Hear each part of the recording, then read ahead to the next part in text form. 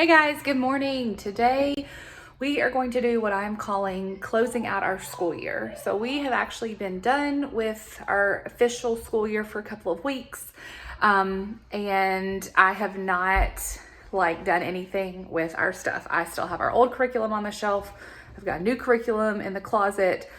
At the end of the year, I was just starting to shove papers randomly and completely neglected all my organization. So it's kind of a mess. And so that's what I'm working on today. So I'm not really going to do like a declutter. I'm not really going to restock the schoolroom, none of that stuff. That will be for closer to the school year. This is just going to be like putting away this year's curriculum, going ahead and putting the new curriculum on the shelf since I already have it, cleaning up a little bit of stuff. Like you can see all this up here.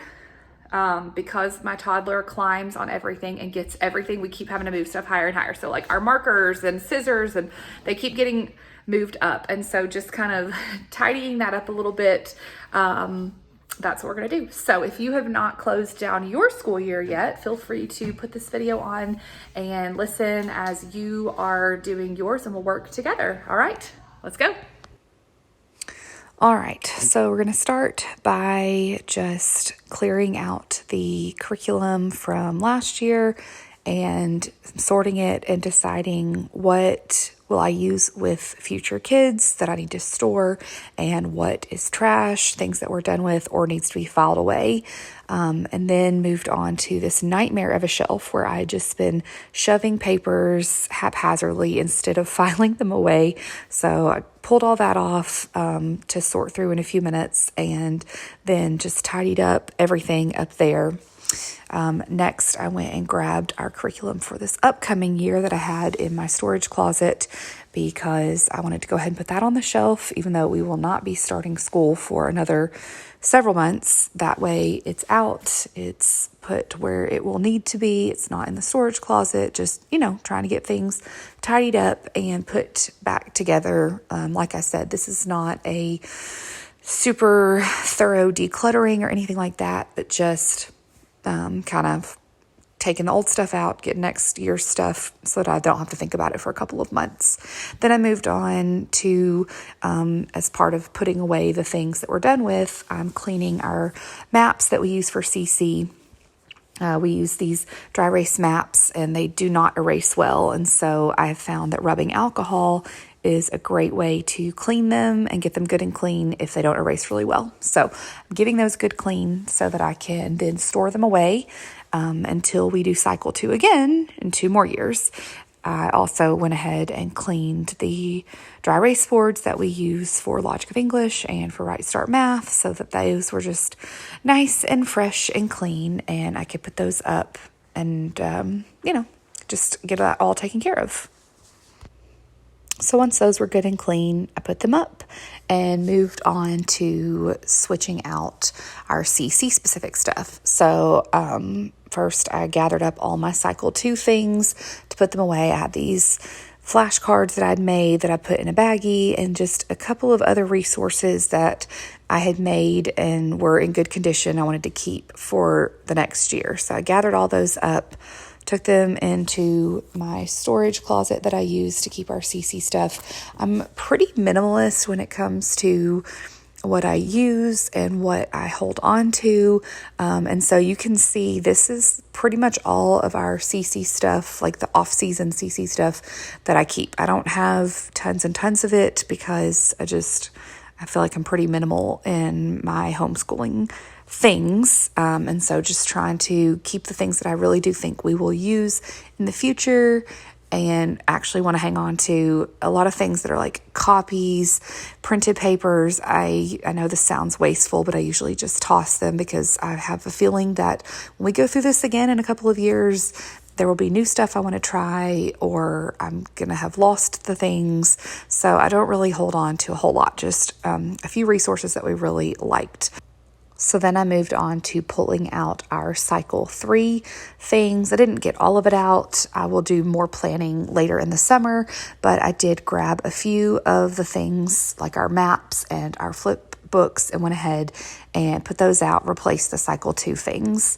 Next, I moved on to this file. You have seen this before if you've seen my CC prep videos, but at the beginning of the year, I make tons of copies of the things that for my kids to work on during the year for each CC week. And I file them by week, and we get them out each week and do them. And then I put the completed work back in that week so that at the end of the year, I can just do this. I just go through and I pull out each kid's week 1, week 2, week 3, and make a stack of papers. And it makes it really easy to keep up with it. It doesn't bulk up like their binders or anything like that, because I'm just refiling each week back into this file folder that I keep in the closet. So I'm just pulling all this out and sorting through it. Now, we live in a state where we don't have to keep a portfolio or show work or anything like that. So I don't really have to do anything with this. And technically I don't have to keep this, but I do just to be safe, because you never know, what if we in the future move to a state where I do have to show proof, or what if things change? So I do keep my kids' work. I don't really organize it or do anything fancy with it. I just put it in a big bundle, and you'll see that in a little bit how I kind of store that. But I just needed to go through papers that, again, at the end of the year, I just put them all on a big stack instead of going back to filing them the way I had done really well with at the beginning of the year.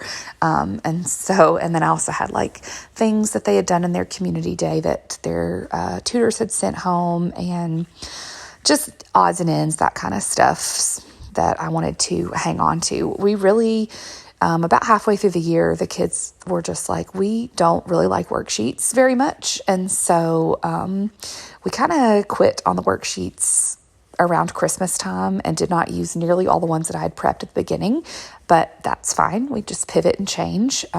So when I file their papers, I just try to help future Caitlin out just in case. And so I write their name, I write the year, like 2022, 2023. And then I also write the grade that they are, like by age, so that if I'm ever looking for something and I can't remember, like, you know, maybe I remember what year we did it, or I remember what grade they were in. Like, it just has multiple pieces of information on there to try to help myself out. So I write that on these pieces of paper, and then I use them when I bundle them up with rubber bands to store all of our stuff. So here we are up in my storage room, and you can see the kids each have a box, and then they each have a bundle of their work in the box. It's rubber banded together. Like I said, it's labeled with the year and the grade that they were in, so that it's really easy to access if I ever need to access it. So like I mentioned, this is not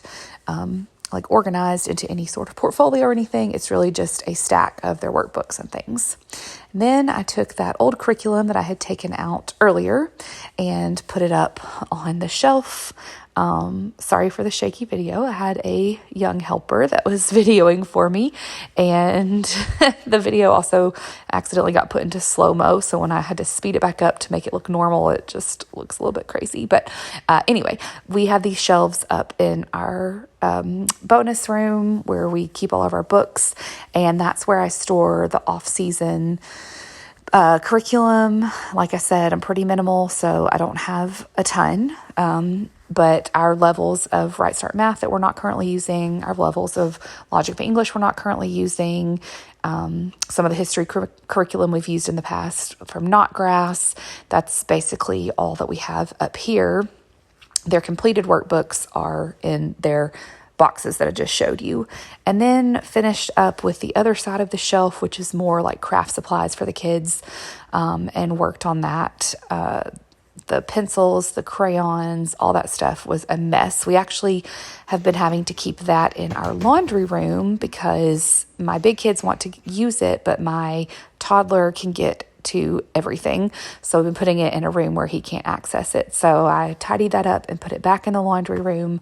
Did a little bit more tidying on the shelves here to try to just sort through the mess and get us in a place where, you know, it's not perfect. It's not decluttered. The pencils are short and stubby and need to be sharpened, but at least, you know, there's not just markers floating around everywhere and 8 million pairs of scissors that are all over the place. And you know how it gets, especially at the end of the year when we get kind of lazy.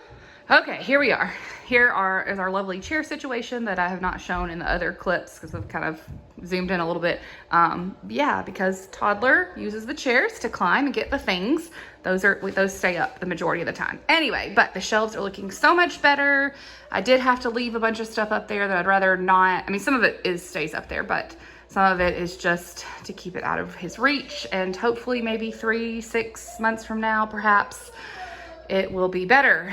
There's my May calendar that I still haven't changed. It's June. Anyway, yeah, but this is looking a lot better. We've got next year's curriculum here, most of it. I've put the old stuff up. I've filed all of our papers and put those things away and tidied up and put things back where they belong. It's just much better. So I still have, of course, lots to do later in the summer as I prep for the upcoming school year, but this at least closed out this current school year and got everything put away where it needed to go. So there we go.